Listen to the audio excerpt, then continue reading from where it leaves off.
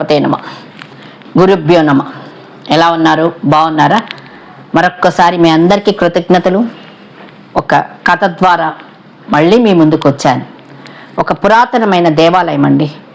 ఆ దేవాలయము శిథిలావస్థలో ఉంది. ఒకరోజు కుంభవృష్టి, భయంకరమైన వర్షము, చెట్లన్నీ ఊగిపోతున్నాయి, వరదల్లాగా నీరు చేరిపోతుంది. అదే సమయంలో ఒక సాధువు ఆ ఆలయంలో తలదాచుకోవడానికి లోపలికి వెళతాడు, కూర్చుంటాడు ఒక స్థలంలో. గుడి అన్నీ ఆలయమంతా పడిపోతుంది. ఆ సాధువు ఉన్న స్థలంలో ఏమీ కాదు. ఆ సాధువు బ్రతుకుతాడు. ఇంకా వాన వెలసిపోతుంది. నార్మల్ స్థితికి వచ్చిన తర్వాత బయటికి వస్తాడు. స్వామికి కృతజ్ఞతలు తెలుపుతాడు. ఎలా బ్రతికాను, గుడంతా పడిపోయింది కదా అనుకుంటాడు. వెంటనే బజార్లోకి వెళ్ళి అందరి దగ్గర చందాలు పోగు చేస్తాడు. ఎందుకో తెలుసా? నేను గుడిలో ఉన్నప్పుడే గుడి పడిపోయింది, కారణం నేనే, ఆ గుడిని కట్టించాల్సిన బాధ్యత నాదే అనుకుంటాడు. అందరి దగ్గర తెలివైన వాడు, విద్యావంతుడు, జ్ఞానవంతుడు.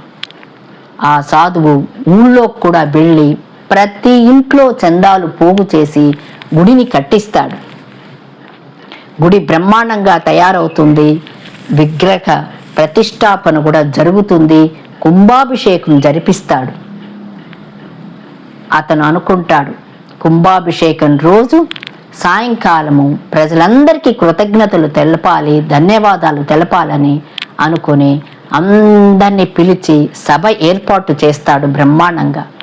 ఊర్లో ఉన్న ప్రజలందరూ వస్తాడు. ఆ సభ మధ్యలో లేచి నించుని అతని చేతిలో పెద్ద కాగితం ఉంటుంది, లిస్ట్.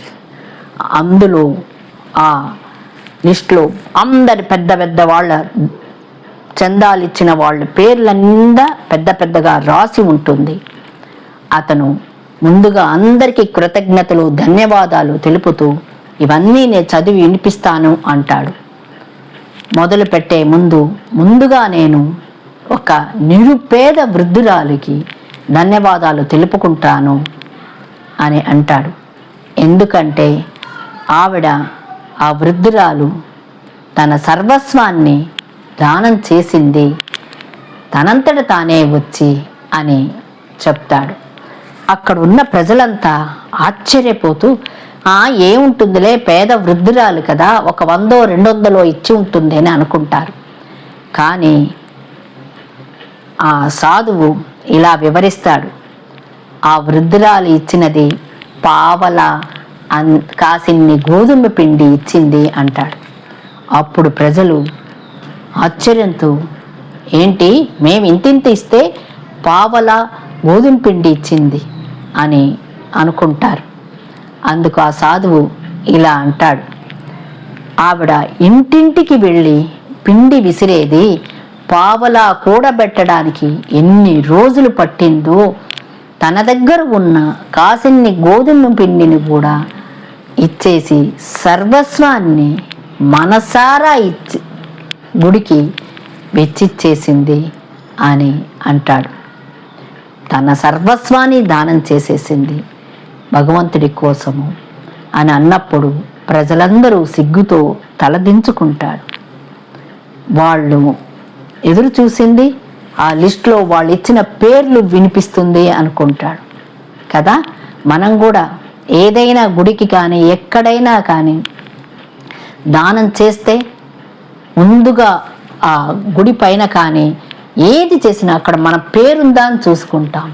మన పేరు కోసం దానం చేస్తాం కదా. సర్వస్వం దానం అంటే మనకు ఉన్నదాన్ని మనస భక్తితో స్వామికి సమర్పించిందే కదా దానం అవుతుంది. భగవంతుడు ఎప్పుడు ఇదే నిరూపిస్తాడు.